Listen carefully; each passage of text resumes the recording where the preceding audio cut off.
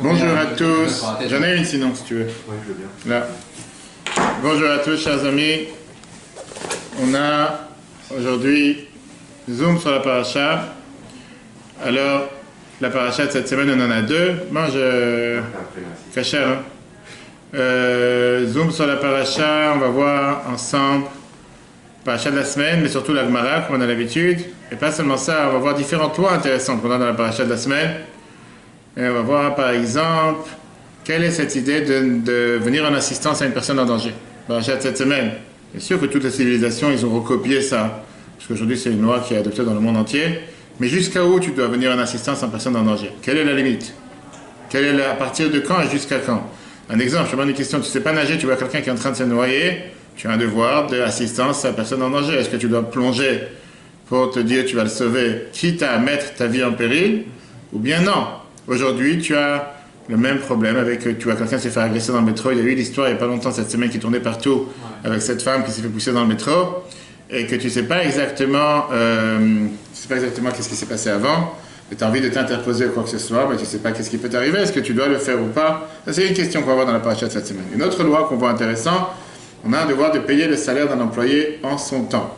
Qu'est-ce que ça veut dire en son temps? Tu n'as pas le droit de faire traîner le salaire de quelqu'un plus tard. La Torah te dit dans la paracha de cette semaine, Beyomo titen scharo. Le jour où il a travaillé, tu dois le payer. Malheureusement, beaucoup de gens ne font pas forcément attention à ça. On va voir qu'est-ce qui se passe, tu comprends? Donc, comment montrer dans ces détails dans la Gemara? Il y a plusieurs leçons qu'on apprend de la paracha de cette semaine. On va d'abord voir en revue la paracha. On a deux parachiotes avec énormément de lois. C'est très simple, c'est la lecture qu'on lit le jour de Kippour. Soit le Kippour le matin, soit Kippour l'après-midi. Le cours qu'on a eu lundi soir, qu'on peut revoir sur l'application et Torah magnifique, on a parlé longuement comment ça se fait que le Kohen, le grand prêtre, devait être marié. Quelle est l'importance d'être marié dans la Torah? Pas seulement marié, le grand prêtre, le jour de Kippour, qui rentrait dans le Saint des Saints une fois par an, il était obligé d'être marié. S'il n'était pas marié, il ne pouvait pas être grand prêtre, il ne pouvait pas rentrer dans le Saint des Saints. Pourquoi? On a vu pourquoi un mariage a appelé un édifice. On peut revoir ça sur l'application, je ne vais pas répéter maintenant. Par contre, on va voir rapide. Donc d'abord, les deux parachutes de cette semaine nous parlent de tout le service de Kippour du grand prêtre dans le temple, le fait qu'il devait aller 5 fois migrer le même jour, le fait qu'il enlevait ses habits en or et mettait des habits en lin ou en coton blanc ce jour-là pour faire le service de Dieu. Il devait demander pardon pour 3 reprises, pour lui, pour sa famille, sa femme, pour les Kohanim et pour tout le peuple juif. On voit par exemple le fait d'amener les sacrifices était permis seulement dans le temple, qu'on n'a pas le droit d'amener un sacrifice en dehors du temple. On apprend aussi cette semaine l'interdiction de manger du sang.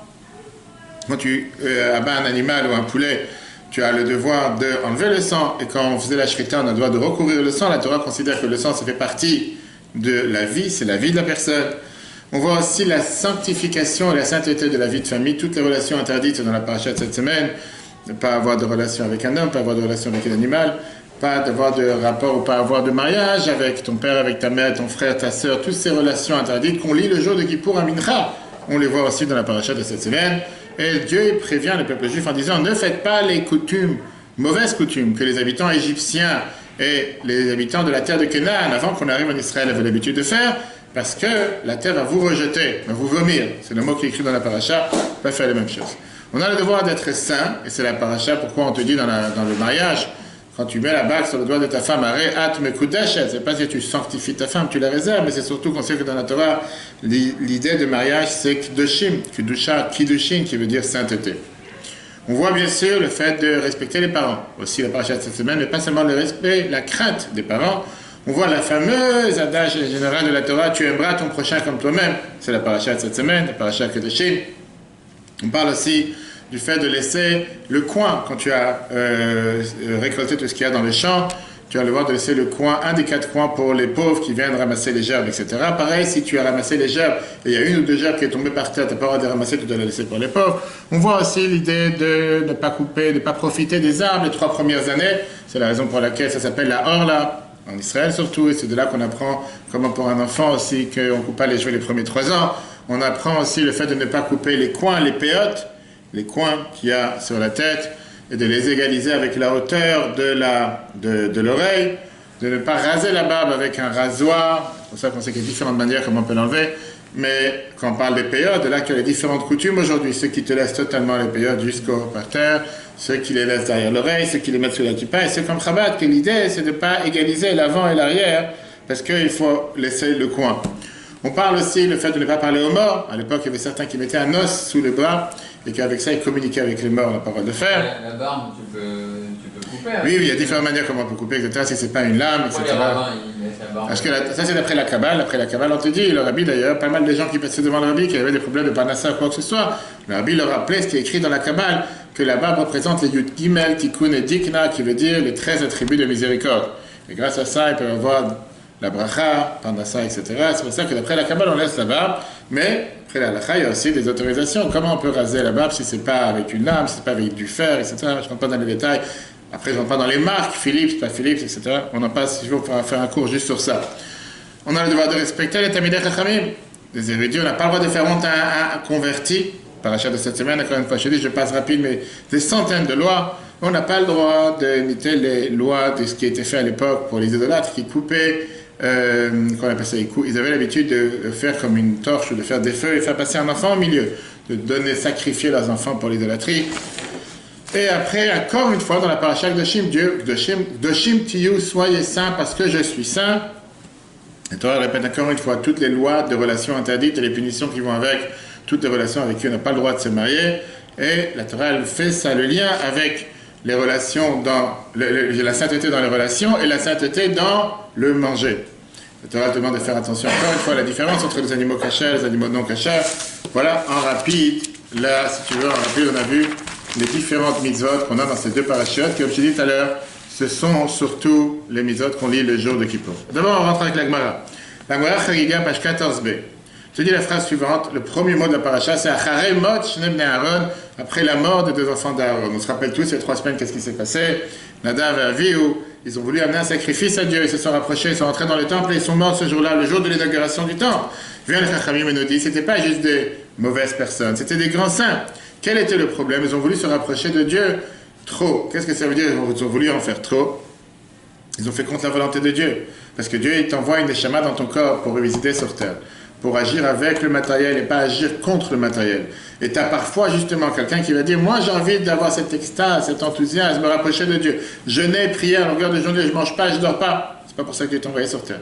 Dieu t'a envoyé pour vivre matériellement, manger, dormir, relations conjugales, tout ce qu'on fait sur terre, le faire pour le service de Dieu, mais pas te déconnecter. Et c'est d'ailleurs ce qu'on a parlé dans le cours de notre histoire. La grande différence entre la religion juive et les autres religions, que dans les autres religions, pour se rapprocher de Dieu, il faut se séparer de la femme, alors que dans la Torah, le contraire. Pour pouvoir se rapprocher de Dieu, tu devais être marié. Si tu n'étais pas marié, tu ne pouvais pas rentrer dans le Saint des Saints, puisque la Torah ne considère pas les relations sexuelles et le mariage comme quelque chose d'impur, quelque chose de bas, quelque chose de matériel, mais au contraire quelque chose de saint. Donc la Maharal te raconte une histoire. Arba nirtasu le paradis. 4 personnes sont rentrées dans le jardin, on parle bien sûr dans le paradis. Ben Azai il est rentré, il est mort. Les 4, et le seul qui est rentré et il est sorti vivant, c'était Rabbi Akiva. Qu'est-ce que ça veut dire sont rentrés dans le paradis? Tu parles qu'ils sont arrivés d'un niveau de sainteté très élevé, les secrets de la Torah se sont attachés en Dieu. Ben Azai, il a eu la même chose, l'idée qu'il s'est rapproché de Dieu. Trop. Mais il avait tellement cette soif et cette passion de vouloir se rapprocher de Dieu qu'il a dépassé la limite et il est mort. Rabbi Akiva, la Torah, l'Admara nous dit, c'est le seul qui est rentré en paix et qui est sorti en paix. Qu'est-ce que ça veut dire? L'Admara nous dit que Rabbi Akiva, le fait qu'il est rentré en paix, il est sorti en paix. Pour nous dire que quoi? Que depuis le départ, il savait que le but pourquoi je me rapproche de Dieu, c'est pas pour être en extase et se séparer totalement, se déconnecter du matériel. C'est pas ça que Dieu cherche sur terre. Dieu veut que tu sois rattaché au matériel, que tu vives avec le matériel, et tout en étant rattaché au matériel, faire la volonté de Dieu. C'est très simple. Si aujourd'hui tu veux faire la volonté de Dieu, tu ne peux pas le faire sans matériel. Tu ne peux pas mettre des tefilines sans peau de vache, tu ne peux pas faire kidouche sans un verre de vin, tu peux manger la matzah sans galette, tu ne peux pas faire une bénédiction sans du manger sans du manger.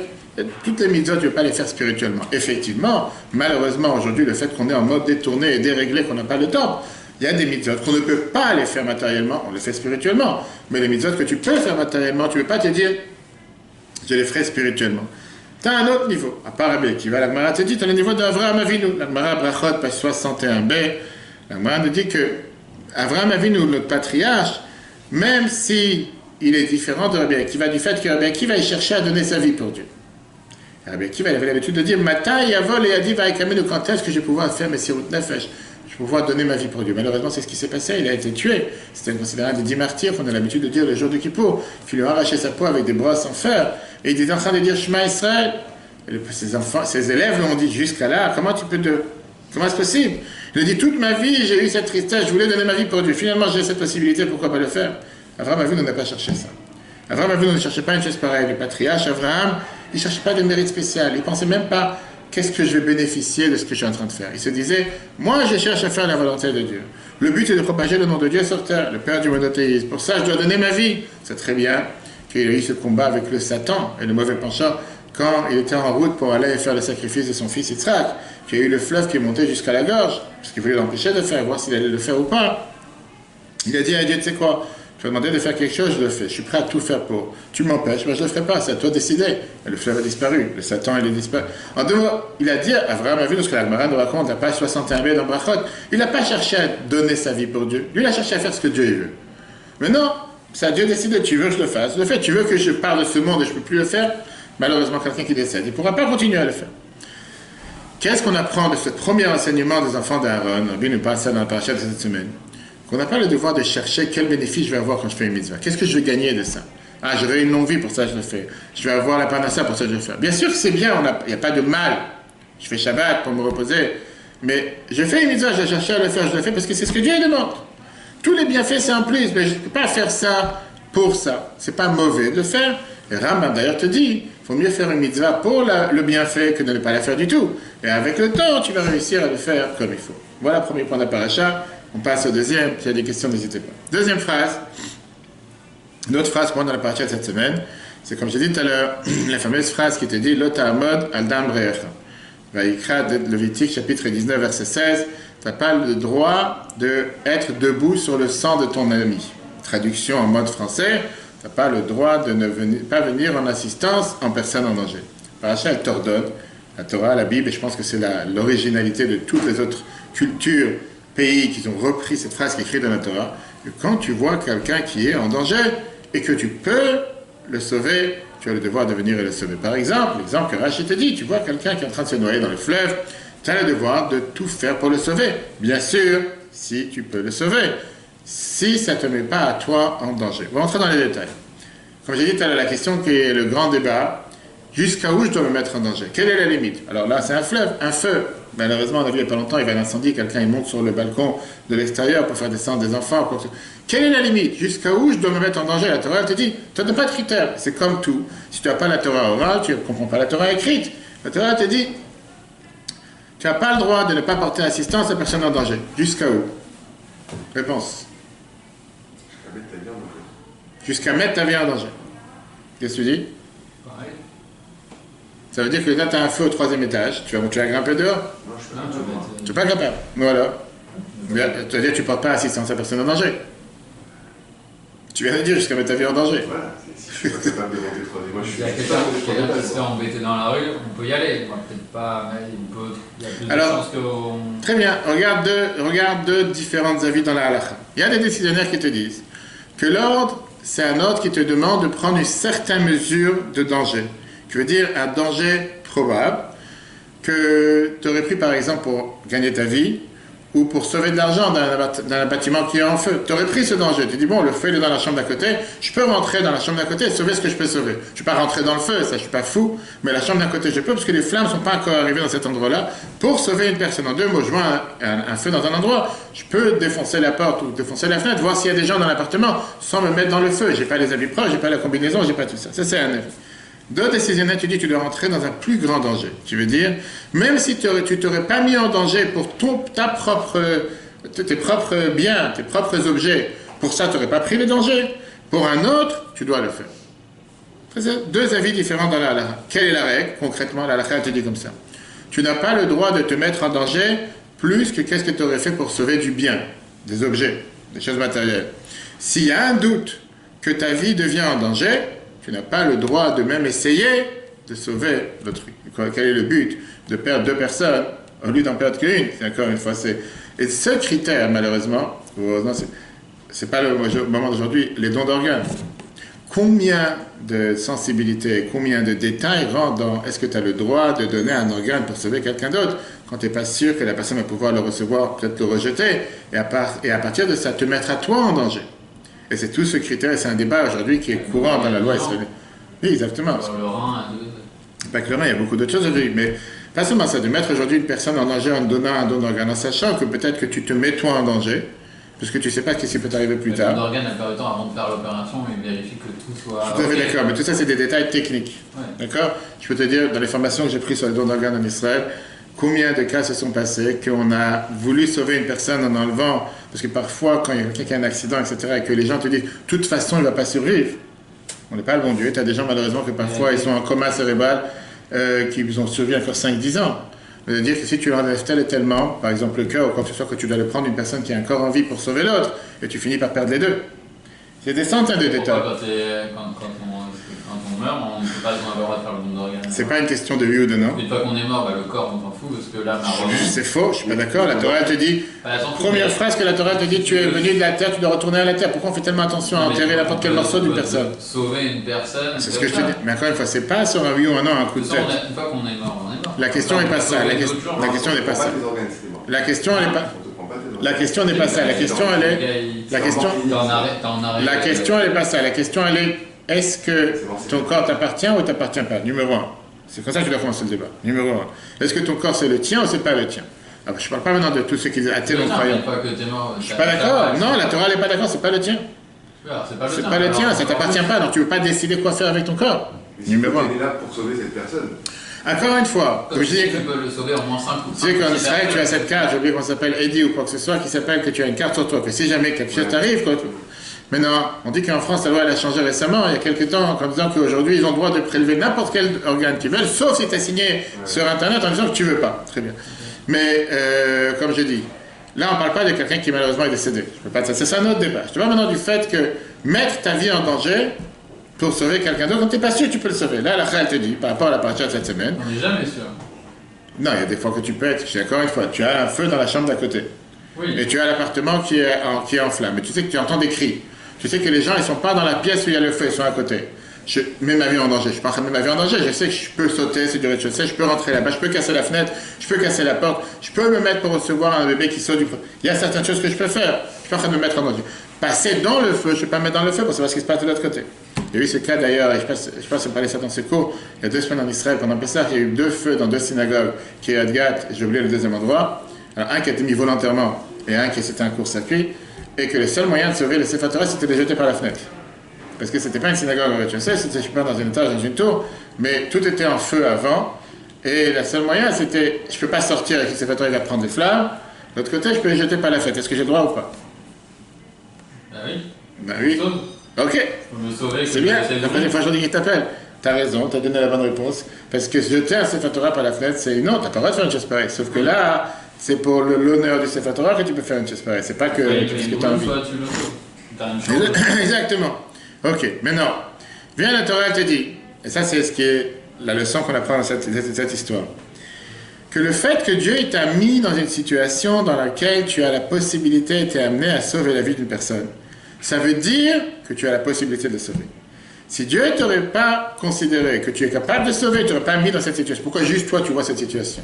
Pourquoi juste toi tu vois ce drame? Pourquoi juste toi tu as vu cette situation et quelqu'un d'autre ne l'a pas vu 5 minutes avant toi, 5 minutes après toi? Pas seulement que tu as le devoir de le faire, tu as l'obligation de le faire, de porter secours à une personne en danger. On voit ça dans la société israélienne. Grâce à Dieu, aujourd'hui, il n'y a plus, mais il y a quelques années, quand il y avait les attentats tous les jours, au couteau, etc. Combien d'attentats ont été déjoués par des civils, pas par la police, pas par l'armée, qu'ils avaient une arme sur eux, et ou bien les gens qui fonçaient avec les tracteurs sur les autres, ou quoi que ce soit, et qu'ils ont décidé sans hésiter de tirer, parce qu'ils ont vu qu'il y a quelqu'un qui est en train de faire causer du tort, veut tuer quelqu'un d'autre, ou quelqu'un avec un couteau qui court. Tu as un devoir de le tuer. Pourquoi? Parce que la Torah, elle te donne le devoir. Que si tu as vu quelque chose, fais quelque chose. C'est ce qui a imprimé. Il y a 5-6 ans, ou 7, même 10 ans, je pense, il y avait un jeune, un juif qui était un avocat qui avait défendu son ami devant une boîte, qui se faisait embêter, il s'est fait poignarder, il est mort. Il avait 25 ans. Malheureusement, il y a tout le temps des histoires. Regarde, il y a tout le temps des histoires, mais je veux dire. Il a intervenu si tu vois quelqu'un se faire. Il a intervenu parce qu'on embêtait quelqu'un. Alors c'est ce que je t'ai dit, on a vu maintenant la base du risque jusqu'à quand. Tu ne peux pas évaluer le risque avant l'action. Je suis tout à fait d'accord. Moi, si demain tu vois une personne devant le cabinet, tu sais qu'aujourd'hui les gens ils ont des risques pour toi, ils sont 3, t'es tout seul. Ils ont des couteaux. La première des choses que tu peux faire, c'est appeler la police. Il y a beaucoup de choses que tu peux faire. Ça a aidé aussi. Bien sûr que ça a aidé. Appeler la police, appeler les ambulances. Ça veut dire ne pas rester. Malheureusement, on vit dans une société où les gens sont tellement égoïstes, tous dans leur portable à longueur de journée, que tu as une femme qui se fait agresser à côté de toi, tu n'es même pas en train de regarder. À la rigueur, les gens ils sont en train de prendre un film, comme cette histoire qu'il y a eu la semaine dernière avec cette femme qui s'est basculée dans le métro. Même si j'ai entendu et j'ai vu comment l'autre il témoigne qu'au départ il a pris son vidéo ça pour son portable, qu'est-ce qu'il raconte? Je sais pas si tu as vu, il a raconté dans toutes les chaînes de télévision. Il a dit que quoi? Qu'au départ c'était sympa, c'était deux, un homme et une femme qui sont en train de se crier pour une histoire de drogue. Et il s'est dit, je prends un film. Aujourd'hui, c'est le réflexe numéro 1. D'abord, tu prends un film. Après, tu commences à te poser la question s'il faut sauver la personne. Mais cette femme, elle a eu de la chance. Elle aurait pu se casser la tête. Il y a un moment dans la vie, tu ne dois pas prendre de photos et commencer à agir et faire quelque chose. C'est bon. Il y a une femme qui s'est fait violer aussi. Je crois. Oui. Alors moi j'ai une question après. Vas-y. Et Une femme juive qui s'est fait violer dans le métro par 3 gars et personne n'a bougé. Ils l'ont rattrapé. c'est malheureux. Qu'est-ce que tu veux? Vas-y, qu'est-ce que tu dis? Je sais pas si tu as entendu parler de la série là, Chizel. J'ai entendu parler, mais j'ai jamais Je vu. ne regarde pas la télé. J'ai jamais sauté pas le temps.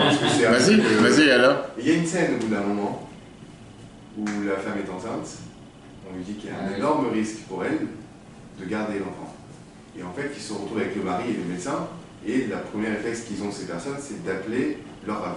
C'est pas qu'il y a personne qui regarde la vidéo. Vas-y. Il n'y a pas de problème, vas-y alors. Et ils appellent leur rave et leur rave leur dit tout de suite, vous écoutez le médecin, stop la grossesse.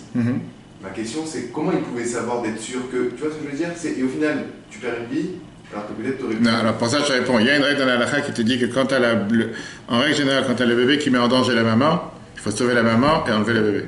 Ça c'est une règle qui est claire dans la halakha. Non, là c'est pas ça, c'est qu'elle est pas enceinte. Et Non, que elle est si enceinte. Non, elle est enceinte. Non, au début, elle est pas enceinte. Je connais pas alors. Mais elle est pas enceinte, et si elle, Si jamais. si elle est enceinte. Ok, mais non, on va pas tirer une halakha Non, d'un film. Le médecin il lui dit t'as une chance sur 1000 que le bébé que tu peux pas décider, de l'histoire. tu peux pas décider au départ.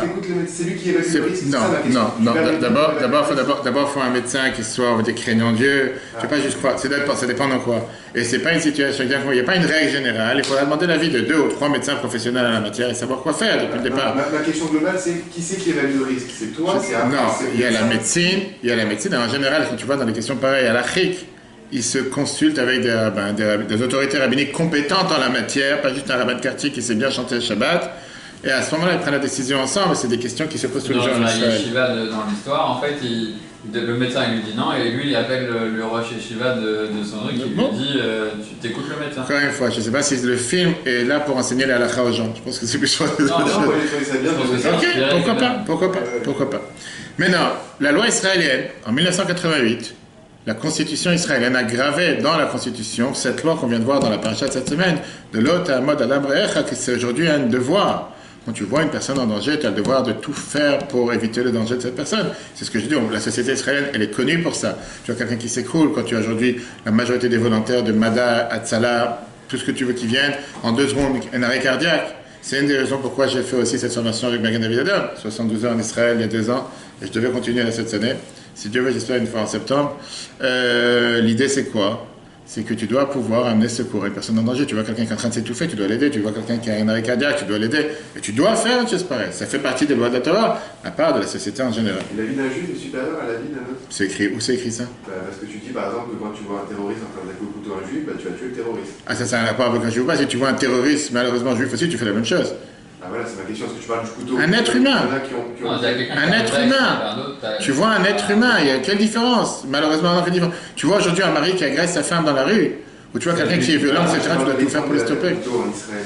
Oui, alors? Donc tu décides de tuer le Palestinien plutôt que... Le Palestinien ou le terroriste. Tu vois quelqu'un qui se fait agresser, tu as le devoir de tout faire si tu as la possibilité, si tu as la capacité de mettre hors d'état de nuire. Tu n'as pas le droit de laisser un... Si tu peux agir, d'accord? La même chose, mais la même chose, il n'y a aucune différence. Quelqu'un qui met en danger la vie d'autrui, tu as le devoir de faire en sorte que le danger s'arrête. Peu importe qui ou quoi. Malheureusement, on a vu récemment en Israël aussi combien de fois. Tu as un père qui a tué son fils à 14 ans, il n'y a pas longtemps, il y a 2 semaines, c'est l'histoire qui avait tué Israël. Et tu as sans arrêt quelqu'un qui est soi-disant, il était dans une bouffée délirante. C'était aussi en Israël qui a tué sa femme et ses 2 enfants il y a quelques mois, sans arrêt des histoires pareilles. Bref. Viens la chassidoute, elle te dit. C'est pas seulement spirituellement, matériellement, c'est aussi spirituellement. Qui veut dire, quand tu vois un ami, un proche, un voisin, spirituellement qu'il est en danger, qui est en train de se noyer, qui ne connaît pas la Torah et les mitzvot, tu as le devoir de tout faire pour le sauver de cette noyade. C'est pas juste un sauvetage matériel. Tu es au courant d'un juif, un ami à toi, une connaissance, un patient, qui tu veux, qui ne sait pas que la Torah est présente, qui ne sait pas que la fête arrive, tu as le devoir de lui faire savoir. L'autre, tu n'as pas le droit de rester sans rien faire. Tu dois tout faire pour le sauver. Et ça, c'est le travail des shluchim, mais ce n'est pas seulement pour les shluchim ce qu'on fait dans la vie de tous les jours. C'est un devoir de le faire qui est, en 2 mots, tu dois te battre pour sauver sa vie spirituellement. Il nous reste encore quelques minutes et on va continuer avec le 3e point de cette semaine qui est, qu'on a dit tout à l'heure, payer le salaire d'un employé le jour de son travail. La paracha nous dit dans la première Vayikra, le Lévitique, chapitre 19, verset 13, L'otalin peulat sachir itra ad boker. Tu n'as pas le droit de faire traîner, de faire passer la nuit le salaire de ton employé jusqu'au matin. Alors à l'époque, certainement, je pense que je ne sais pas si aujourd'hui il y a des métiers que tu payes jour le jour, c'est les heures, peu importe. La paracha te dit que tu dois payer un employé en son temps. La Torah te dit qu'un employeur qui ne fait pas ça, il transgresse une mitzvah de la Torah. C'est écrit dans la paracha qui t'était dans le Deutéronome, chapitre 24, verset 14. Beyomo titan sraro. Le jour où il a travaillé, tu dois le payer. Et donc, si tu ne sais pas si tu peux payer tes employés en temps et en heure, prends pas d'employé. Dans la halakha, on ne discute pas. Pareil, on peut discuter des heures et des heures dessus, mais ça, c'est la halakha, la règle. Qui veut dire, la situation financière de l'employeur n'est pas le baromètre pour décider si tu peux employer ou pas. Ça, j'en ai rien à faire. Tu es employeur, tu prends un employé, ça veut dire que tu t'es pris la responsabilité de la vie de l'autrui et automatiquement, si jamais tu ne payes pas, tu es coupable. Même si tu es riche. En 2 mots, l'employeur, il est riche. L'employé, il est riche. Et l'employeur, il est riche. Et l'employeur, il dit, de toute façon, il n'a pas besoin de cet argent. Il peut vivre sans. Son compte, il est plein. Il a 30 000 € dans le compte. Ce n'est pas ces 1 500 € ou 2 000 € qui vont lui faire la différence. Ce n'est pas tes affaires. Toi, tu l'as pris, il travaille pour toi, tu dois le payer. Mais non.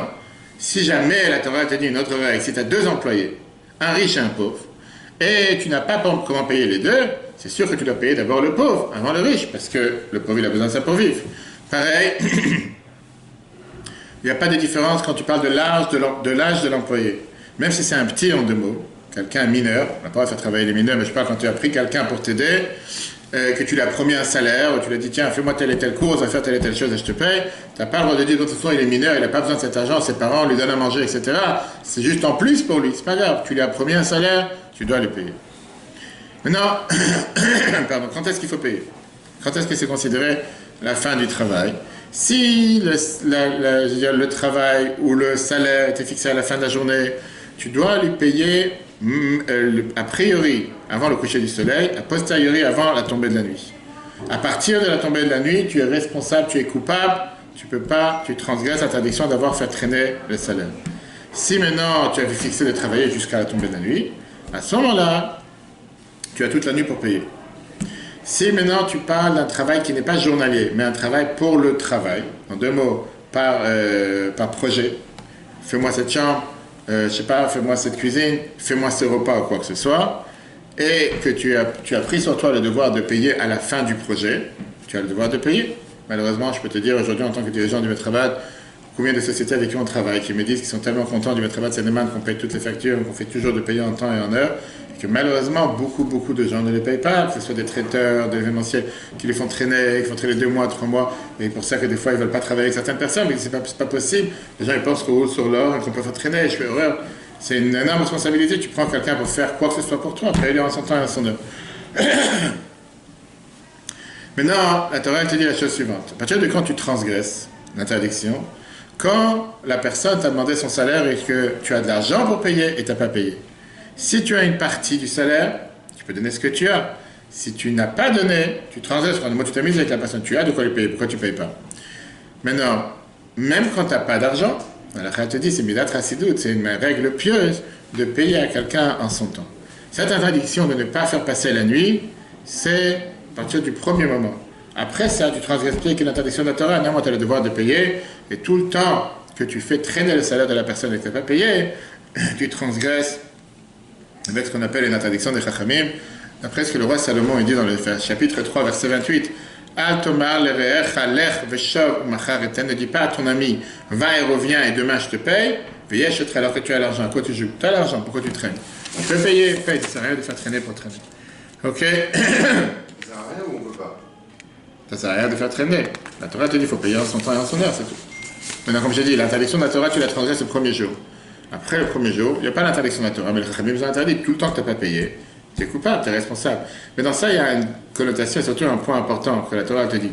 Comme tu agis avec les autres, Dieu agit avec toi. Si tu veux que Dieu te donne en temps et en heure ce que tu demandes, donne aux autres ce que tu dois en temps et en heure. Tu ne donnes pas aux autres en temps et en heure, tu ne donnes pas à Dieu, j'ai besoin aujourd'hui. Aujourd'hui, c'est quelqu'un d'autre qui est en train d'attendre. Pourquoi tu le fais attendre? Comme j'ai dit tout à l'heure, il y a toujours des raisons, comment, quoi, quelqu'un il n'a pas. Je sais, on voit ici les résumés des lois. Je vais parler des centaines de détails, mais c'est important. Un autre point intéressant qu'on voit dans la parasha de cette semaine, avec ça on termine, c'est le fait de se sanctifier. La Torah te dit Kdoshim tiyu, soyez saints, veit kadishtem, veitem kdoshim ki kadashani. Cette année, avec le corona, grâce au corona, ça je montre à tout le monde, le corona a fait que les gens ont découvert le gel. Il y a beaucoup de gens qui l'avaient déjà dans la voiture depuis longtemps. À chaque fois, je vais dans les hôpitaux, dans les prisons, j'ai toujours le gel dans la voiture depuis des années. Chaque fois, on se lave les mains quand tu es dans les lieux, pas forcément tu sais que c'est propre. Mais la Torah nous a prévenu déjà depuis longtemps, la mitzvah qui est connue, qui s'appelle Netilat Yadayim. Qu'est-ce que ça veut dire, Netilat Yadayim? Depuis le départ, la Torah, elle a pris ses bases de règles d'hygiène de se laver les mains. C'est quoi, Netilat? Netilat Yadayim, la traduction, prendre les mains. Netilat, litol, prendre. En deux mots, se laver les mains. Ça, c'est Netilat. C'est pas le mot laver. Laver en hébreu, c'est les chot. Ah, c'est pour ça, moi, je dis, c'est pas se laver les mains, c'est lever les mains. Là. Non, Netilat veut dire prendre. Parce que Netilat, natla, d'ailleurs, on te dit que la bassine ou le keli, ça s'appelle une natla, ça s'appelle en hébreu aussi. C'est prendre les mains, se laver les mains, d'accord? Mais en deux mots, ces règles d'hygiène, de propreté des mains, c'était avant le monde entier. Depuis toujours, le peuple juif se lave les mains. Et c'est pas seulement ça, c'est qu'on est schizophrène du lavage des mains. Pourquoi? D'abord, on se lave les mains dès qu'on se réveille, à côté du lit. En général, comme le Zohar te dit qu'on ne marche pas de 2 mètres sans se laver les mains. Après, on se lave les mains le matin avant de faire les bénédictions. On se lave les mains avant de manger du pain. On se lave les mains en sortant des toilettes. On se lave les mains avant la prière. On se lave les mains après s'être coupé les cheveux. On se lave les mains quand on coupe les ongles. Bref, je peux te citer des centaines de lois dans lesquelles à chaque fois on doit se laver les mains. Ça va, stop, tu te laves les mains une fois, laisse-toi tranquille. C'est pas besoin. Des fois, tu vois des docteurs, des médecins, des chirurgiens, que tous les 2 secondes, entre chaque patient, ils se lavent, ils se frottent. Ça va, je peux comprendre, ils ont affaire avec des patients, etc., c'est important. Mais en tant que quelqu'un lambda, je dis quelqu'un qui n'est ni docteur ni médecin, tu es chez toi à la maison toute la journée, tu laves les mains une fois la journée. Qu'est-ce que tu dois laver les mains 3 fois par jour? Tu vas faire savoir combien de fois. Les Kohanim avaient le devoir aussi de se laver les mains. Ils ont le devoir de se laver les mains avant de faire les 4 Kohanim, à la synagogue, par le Lévi, etc. Qui c'est qui a fait cette mitzvah de se laver les mains? Qui a instauré cette mitzvah de se laver les mains? Il y a combien de temps? Shlomo HaMelech, le roi Salomon, il y a 3000 ans. 3000 ans. La Gemara nous raconte, le Talmud nous raconte que Dieu, il s'est réjoui énormément sur cette mitzvah, qui fait partie une des 7 lois des Chachamim. C'est que dans les 613 commandements, il y a 613 commandements de la Torah, et 7 lois des Chachamim, qui fait 620, d'accord? Malgré que ce n'est pas une mitzvah de la Torah, c'est ce que les Chachamim, nos sages, ont mis en application.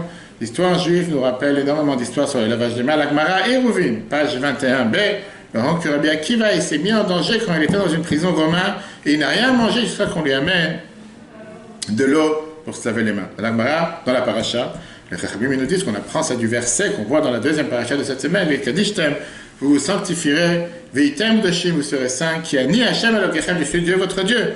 Bien, la Gemara, elle te dit, Brachot, page 53b, qu'est-ce que ça veut dire, Veit Kadishtem, vous vous sanctifierez, c'est les premières eaux, c'est ce qu'on se lave en général avant de manger du pain, avant le repas. Veitem Doshim, et vous serez saints, c'est les dernières eaux, Maïm Acharonim, qu'on a l'habitude de faire en général, on se mouille les doigts, les bouts des doigts et la bouche après qu'on a mangé du pain. Pourquoi la Torah donne énormément d'importance sur le judaïsme au lavage des mains? On dit qu'il y a une phrase chassidique qui dit qu'il y a une particularité aux mains différente de tout le reste du corps. Un homme, il peut d'un côté baisser les mains jusqu'en bas de ses pieds et il peut lever les mains au-dessus de la tête. Ça donne un symbole important qu'avec la main, je peux rapprocher les autres, je peux tendre la main aux autres, je peux embrasser les autres, je peux enlacer les autres et je peux aussi pousser les autres. Je peux aussi repousser les autres. Je peux taper un autre, je peux frapper un autre. Avec la main, je peux donner des tzedaka, avec la main, je peux voler. Avec la main, je peux construire, avec la main, je peux voler. Et c'est la raison pour laquelle la Torah donne énormément d'importance. Qu'est-ce que tu fais avec les mains? Quand tu fais des bonnes actions avec les mains, comme le mitzvot entre un homme et son ami, ou entre Dieu et l'homme, tu lèves les mains vers le haut, que tu as dit tout à l'heure. C'est une des raisons pourquoi quand on se lave les mains, on lève les mains vers le haut pour faire la bracha. Quand tu fais des mauvaises actions, tu mets les mains vers le bas. La Torah, elle dit que le cœur se penche après les actions. De la même manière que la mezouza, ça ne suffit pas d'avoir une mezouza sur la porte, on a l'habitude de la regarder, de la toucher, parfois de l'embrasser. Pareil, le soir du Seder, c'est pas suffisant de parler de la délivrance. Mais on verse un verre d'Eliaou pour se rappeler de la délivrance. Pareil, la sanctification du main, se rappeler qu'est-ce qu'on fait avec les mains tous les jours. Que les mains sont faites pour faire des bonnes actions, des bonnes choses, etc.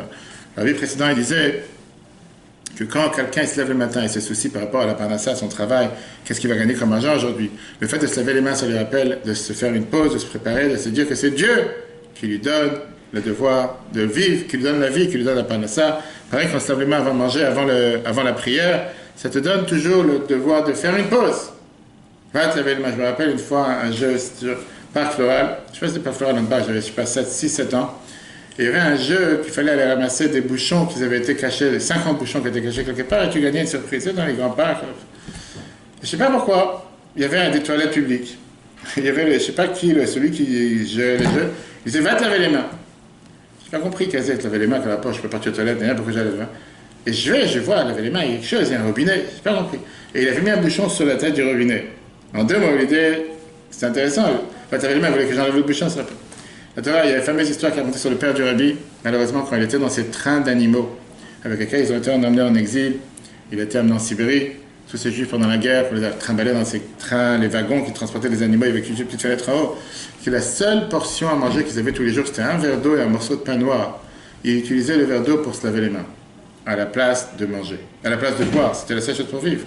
Et quand on lui disait, mais c'est qui a besoin de faire un tel don de soi, c'était comment je peux prier à Dieu si je n'ai pas les mains propres. Combien de gens ont donné leur vie pour se laver les mains, la Torah donne une énorme importance.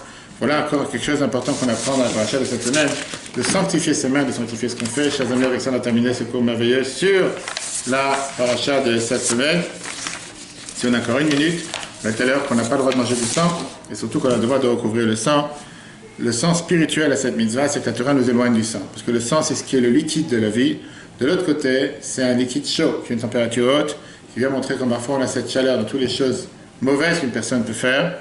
La jalousie, la haine, on doit recouvrir le sang. Qui veut dire, plein de fois tu veux agir de manière matérielle, tu dois le faire de manière, on va dire, tranquille, retenue, sans enthousiasme, sans passion trop forte. L'interdiction de manger du sang, ça veut dire qu'on doit de faire une stérilisation spirituelle, pas matérielle, de son ego, de son mauvais penchant. Et ça vient par ça qu'on contribue à l'autre, qu'on donne à l'autre, et qu'on se rappelle qu'on n'est pas la sorte pour vivre de manière égoïste tout seul, mais pour l'autre. Voilà, chers amis, cette paracha, si Dieu veut, la semaine prochaine, on parlera de beaucoup d'autres choses. Lundi, c'est Pessah Sheni, l'Akba Omer vendredi, tellement d'autres sujets. Le cours sera en replay sur l'application et Torah. Très bonne journée à tous, et à la semaine prochaine.